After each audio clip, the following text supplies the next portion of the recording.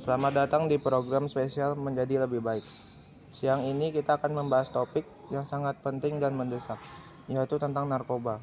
Di sini bersama saya ada 5 narasumber yang hebat yang akan berbagi cerita dan pandangan mereka.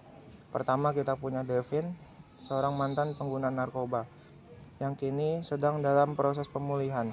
Ada juga Richie, seorang konselor dari pusat rehabilitasi. Lalu kita punya Bapak Devin yang akan berbagi dari sisi keluarga, serta Pak Cliff dari kepolisian yang akan memberikan pandangan dari sisi hukum. Terima kasih sudah hadir semuanya. Devin, ini kita mulai dari kamu. Bisa ceritakan kepada kami bagaimana awalnya kamu bisa terjerumus ke dalam narkoba? Awalnya saya hanya ingin mencoba-coba. Selain itu juga saya terjerumus ke dalam pergaulan yang salah. Oleh karena itu saya mulai tergantungan dengan narkoba. Dan narkoba juga dapat merusak hidup saya. Yang paling kamu sesali dari pengalaman itu apa? Yang saya sesali adalah saya melukai hati keluarga saya, terutama papa saya, karena saya berani berbohong dan berani mencuri untuk membeli narkoba tersebut. Bapak Devin, bagaimana perasaan Bapak mengetahui anak Bapak terjerumus dalam narkoba? Saya sebagai orang tua tentu hati saya sangat hancur. Saya tidak pernah menyangka hal ini akan terjadi. Saya melihat perubahan dalam diri Devin, tapi saya tidak menyadari bahwa separah itu. Ketika akhirnya saya tahu, rasanya seperti dunia ini runtuh. Apa yang Bapak lakukan untuk membantu Devin pulih? Saya berusaha tidak menyerah. Meskipun itu sangat sulit, saya mendukung Devin dalam menjalani rehabilitasi dan terus berkomunikasi dengan dia. Saya ingin dia tahu bahwa keluarga akan selalu ada untuknya. Beralih ke Pak Cliff. Pak Cliff, bagaimana peran kepolisian dalam menangani kasus narkoba di kalangan remaja seperti Devin? Peran kami tidak hanya untuk menindak pengguna atau pengedar narkoba, tapi juga untuk memberikan edukasi kepada masyarakat tentang bahaya narkoba. Di kalangan remaja, kami sering melakukan penyuluhan di sekolah-sekolah dan bekerja sama dengan berbagai pihak untuk menciptakan lingkungan tanpa narkoba. Apa hukuman yang biasa diterapkan pada pengguna narkoba? Hukumannya tentu sangat bervariasi, tergantung dari jenis dan jumlah narkoba yang digunakan. Bagi pengguna, biasanya kami lebih fokus pada rehabilitas daripada hukuman penjara, terutama jika mereka masih di usia muda seperti Andi.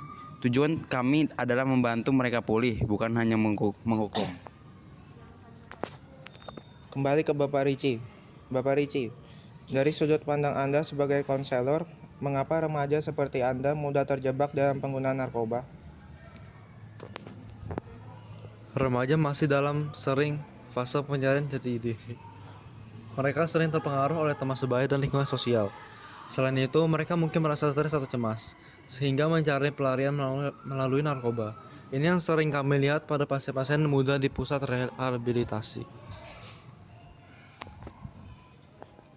Bagaimana proses rehabilitasi untuk mereka yang sudah terlanjur terjerumus? Prosesnya panjang dan membutuhkan komitmen.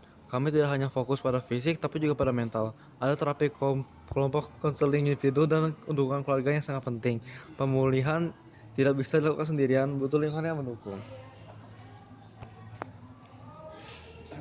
Terima kasih banyak, Devin, Bapak Devin, Richie, dan Pak Cliff, atas cerita dan wawasan yang sangat berharga. Saya yakin cerita ini dapat membuka mata banyak orang tentang bahaya narkoba dan betapa pentingnya dukungan keluarga dan masyarakat. Devin, apa pesan terakhir yang ingin kamu sampaikan untuk penonton di luar sana, terutama para remaja? Jangan pernah mencoba-coba narkoba. Sekali masuk sangat sulit untuk keluar. Jangan malu juga untuk mencari bantuan. Keluarga dan teman-teman peduli pasti akan membantu kalian pulih. Luar biasa. Terima kasih sekali lagi kepada semua narasumber.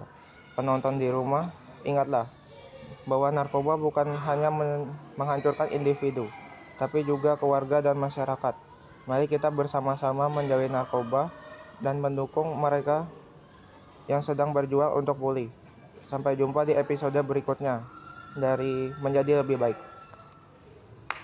Tadi kita baca Itu salah. ada Andi, cowok. Jadi gimana itu? Nggak apa sudah, masukin bingung, aja. penontonnya bingung, cowok. Andi siapa?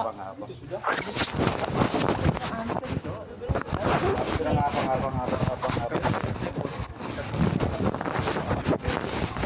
Kita di itu dari bikin apa ya? Sensor. Itu kalau yang video tapi kita diamin jadi nggak ada suara dia saat bisa nggak?